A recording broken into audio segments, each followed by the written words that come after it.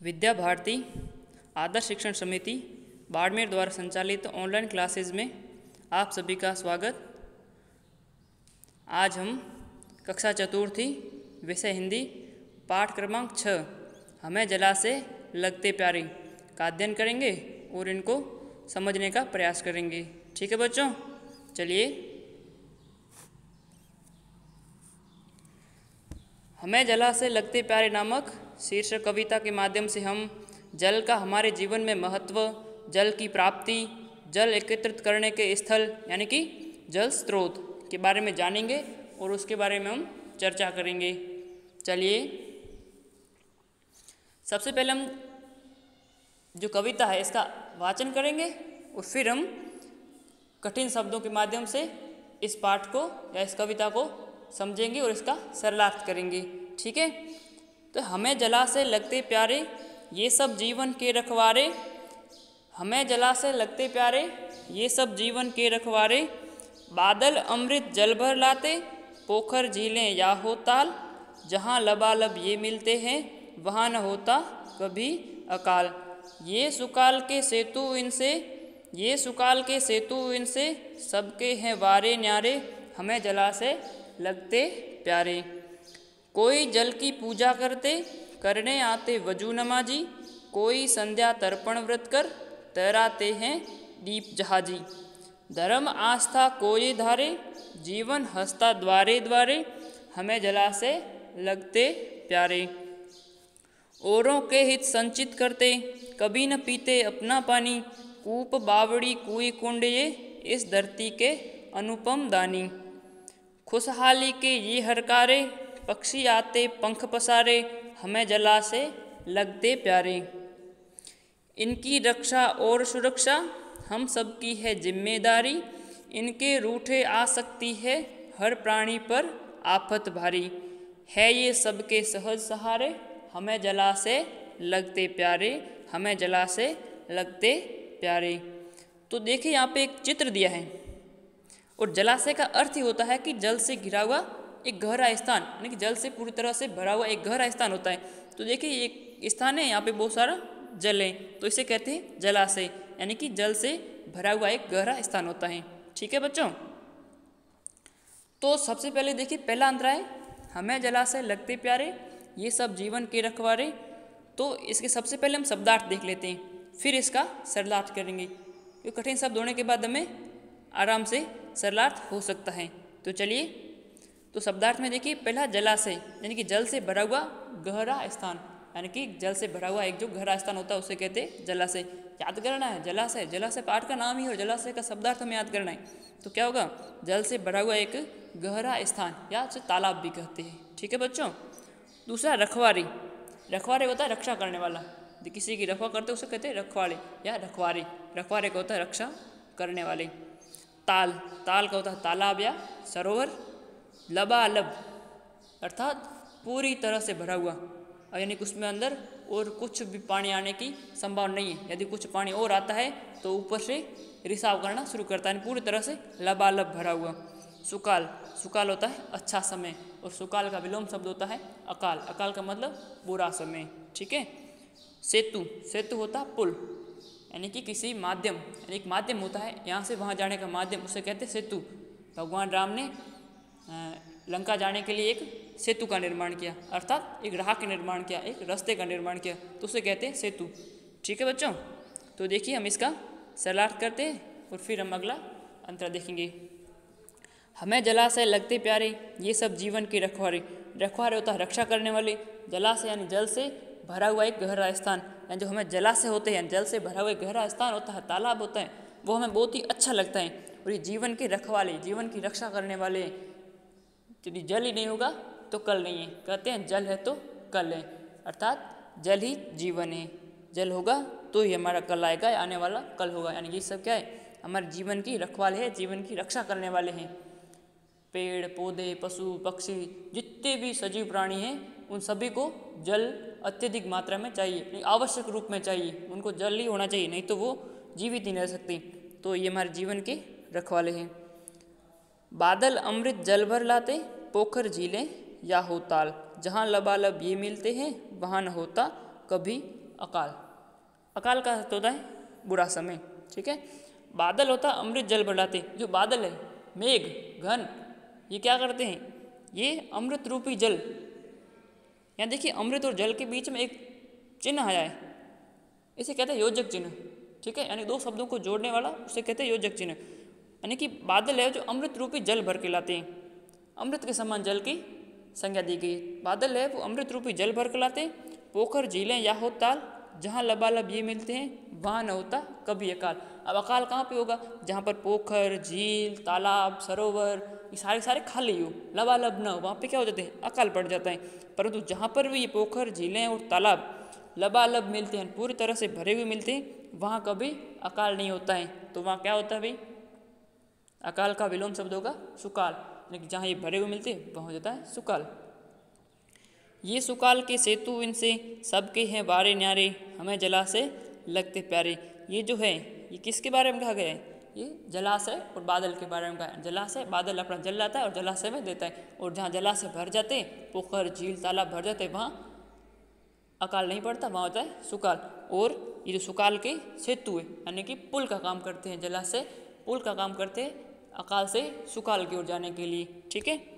हमें जलाशय लगते प्यारे, हमें जलाशय, जल से भरा हुआ गहरा स्थान बहुत ही अच्छा लगता है, मन भावन लगता है, मनमोहक लगता है, ठीक है। चलिए अब अगला अंतर जाने से पहले हम एक बार इसको देख लीजिए। चित्र, ये चित्र दिख रहा है, इसके अंदर आप देखेंगे कि जल के अंदर दीप तैर रहे हैं, जल के अंदर दीप जा रहा है, और दीप के नीचे कुछ रखा है, पात्र रखा है, उसके ऊपर दीपक जला और दीपक जल के अंदर तैर रही है। तो ध्यान रखना, इसे कहते हैं दीप जहाजी, यानी कि दीपक रूपी जहाज, ठीक है। इसको हम कविता के माध्यम से समझेंगे, परंतु पहले यहाँ देख लीजिए दीप जहाजी का, दीप जहाजी को दीपक जहाज के माध्यम से जल में तैरता है। अब जहाज तो बड़ी जहाज तो है नहीं, परंतु जो छोटा पत्थर होता है उसके ऊपर रखेंगे तो वो भी दीप जहाजी कहलाता है, यानी कि दीपक रूपी जहाज जल में तैरते हैं। तो यहाँ देखिए चित्र आपको समझ आ जाएगा, ठीक है। चलिए,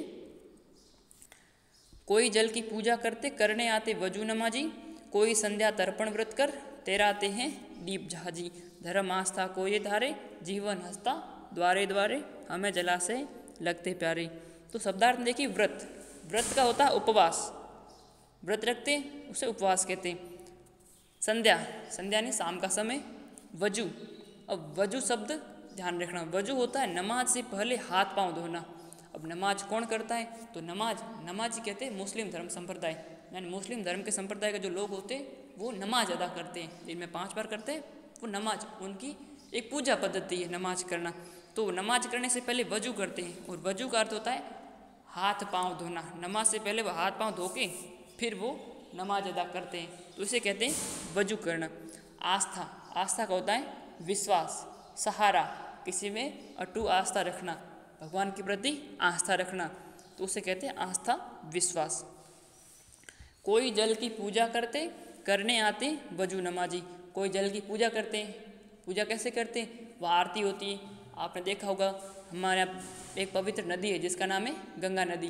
गंगा नदी को हम एक बहुत ही पवित्र नदी मानते हैं, उसका जल कभी दूषित नहीं होता है, उसकी आरती होती है, उसकी पूजा होती है, तो वो हम हिंदू पद्धति के माध्यम से करते हैं। परंतु दूसरा है कि करने आते वजू नमाजी, नमाजी होता है कि मुस्लिम संप्रदाय के अंदर नमाज अदा करते हैं, दिन में 5 बार नमाज पढ़ते हैं। तो नमाज पढ़ने के लिए सबसे पहले वो क्या करते हैं? हाथ और पाँव धोते हैं, और हाथ पाँव धोने के लिए कहाँ जाएंगे?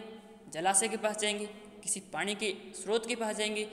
तो कोई तो जल की पूजा करते हैं, करने आते वजू नमाजी, यानी कि जो नमाज अदा करते हैं वो पहले क्या करते हैं? हाथ और पाँव धोते हैं, तो उसे कहते हैं वजू। कोई संध्या तर्पण व्रत कर, कोई संध्या के समय तर्पण का अर्थ होता है अपने पितरों को दान, जैसे तर्पण करते हैं, यहाँ से अस्थियाँ ले जाते हैं, किसी की मृत्यु हो जाने के बाद उसे मृत्यु होने के बाद जब उसकी अस्थियाँ होती है उसे किसी स्रोत के अंदर, सोते के अंदर या किसी पवित्र नदी के अंदर विसर्जन करते हैं, उससे कहते हैं तर्पण करना, अस्थि विसर्जन करना, तर्पण करना, अपने पूर्वजों को तर्पण करना। तर्पण करते हैं तो कोई व्रत करते हैं, उपवास करते हैं, ठीक है।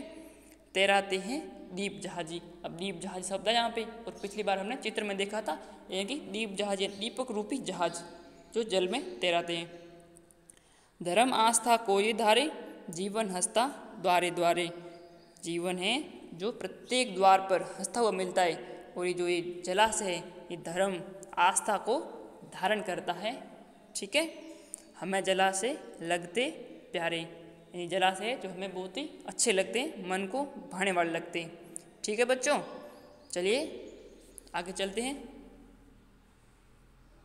देखिए यहाँ पे एक और दिख रहा चित्र के अंदर, दीपक रूपी जहाज।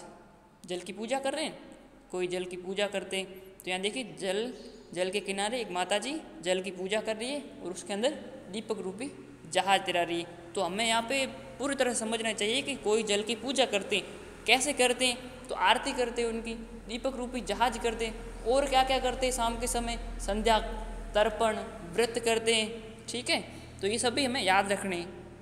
चित्र के माध्यम से हम बहुत तरीके से याद रख सकते हैं। हिंदू होते हैं हिंदू पद्धति से पूजा करते हैं, मुस्लिम होते हैं वजू करने आते हैं यानी कि हाथ पांव धोते हैं, फिर नमाज भी अदा करते हैं। ठीक है, चलिए अब कुछ प्रश्न कक्षा कार्य में करेंगे और फिर कुछ प्रश्न गृह कार्य के लिए भी करेंगे। आज हम 2 अंतर कर चुके हैं, 2 अगले वीडियो में करेंगे। ठीक है, हम सबकी जीवन के रखवाले किसे बताए गए, रखवाले यानी रक्षा करने वाले, तो जलाशय को। जलाशय का अर्थ क्या होता है, तो होगा जल से भरा हुआ गहरा स्थान। अमृत के समान जल भरकर कौन लाते हैं, उत्तर होगा बादल। सुकाल के सेतु किसे बताए गए, सुकाल के सेतु बताया गया जलाशय को। ठीक है, क्योंकि जलाशय जब भरे होंगे तो ये सुकाल आता है, नहीं तो अकाल पड़ जाता है। अब अकाल का विलोम शब्द क्या है, अभी ऊपर वाले प्रश्न में किया है, जहाँ सुकाल है वहाँ क्या नहीं होगा, अकाल नहीं होगा, और जहाँ अकाल है वहाँ सुकाल नहीं होगा, अर्थात अकाल का विलोम शब्द होगा सुकाल, यानी कि अच्छा काल, अकाल यानी बुरा काल। ठीक है बच्चों, चलिए आगे अब कुछ प्रश्न गृह कार्य में करेंगे।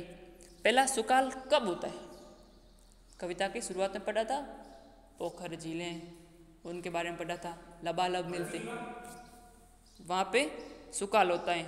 ठीक है, जलाशय पर लोग क्या क्या करते हैं, जलाशय यानी जल से जो भरा हुआ गहरा स्थान होता है वहाँ पर लोग क्या क्या करते हैं, वहाँ पे कुछ लोग पूजा करते हैं, कोई वजू नमाजी करने आते हैं, कोई संध्या तर्पण व्रत भी करता है। ठीक है बच्चों, तो ये सभी आपको कविता को देख के समझ के फिर उत्तर देने हैं। ठीक है, यदि समझ नहीं आता है तो वापस जाके रिवीजन करेंगे और जो वीडियो वापस देख लेंगे पीछे से वापस। ठीक है बच्चों, अपने आसपास पाए जाने वाले जल स्रोतों के नाम लिखने। अपने आसपास आप जहाँ रहते हो वहाँ यदि नदी हो सकती है, तालाब हो सकता है, और भी अनेक प्रकार के टाँका हो सकता है। जल एकत्रित करने के लिए आपके पास जो जो स्रोत है, आपको जल कहाँ कहाँ से उपलब्ध होता है उनके बारे में लिखना, सिर्फ उनके नाम लिखने, उनका वर्णन नहीं करना है। ठीक है बच्चों, चलिए अब कुछ है अतिरिक्त कार्य करेंगे। भाषा की बात के तहत हमें यहाँ पे कविता में बहुत सारे शब्द मिले थे, 2-3, दीप रूपी जहाज मिला था, धर्म आस्था मिला था, एक मिला था अमृत जल। ये सारे के सारे बीच में जो डैश आता है उसे क्या कहते हैं, देखिए पाठ में अमृत जल जैसे शब्द आए, अमृत और जल शब्द के बीच में एक चिन्ह लगाए, इस चिन्ह को कहते हैं योजक। योजक चिन्ह अर्थात होता है जोड़ने वाला चिन्ह, यानी 2 शब्दों को जोड़ने के लिए जो चिन्ह लगाया जाता है उसे कहते हैं योजक चिन्ह, और इस चिन्ह को योजक चिन्ह अर्थात जोड़ने वाला चिन्ह कहते हैं। इस प्रकार बनने वाले शब्दों को पदबंध कहते हैं। तो हमें याद रखना है, जो यदि बीच में चिन्ह लगता है उसे कहते हैं योजक चिन्ह, और योजक का अर्थ ही होता है जोड़ना। 2 शब्दों को जोड़ने के लिए जो चिन्ह लगा तो उसे योजक चिन्ह कहते हैं, और जो योजक चिन्ह के माध्यम से बनने वाला जो शब्द होता है, दोनों को जोड़ने के बाद जो शब्द बनता है उसे कहते हैं पदबंध। ठीक है, तो आप भी इस पाठ में आए हुए इस प्रकार के शब्दों को छांट कर लिख सकते हैं। आपको देखिए यहाँ पे कविता के अंदर भी मिलेंगे 3-4 शब्द, और आप अपनी मर्जी से और भी ढूंढ सकते हो। ठीक है बच्चों, चलिए धन्यवाद।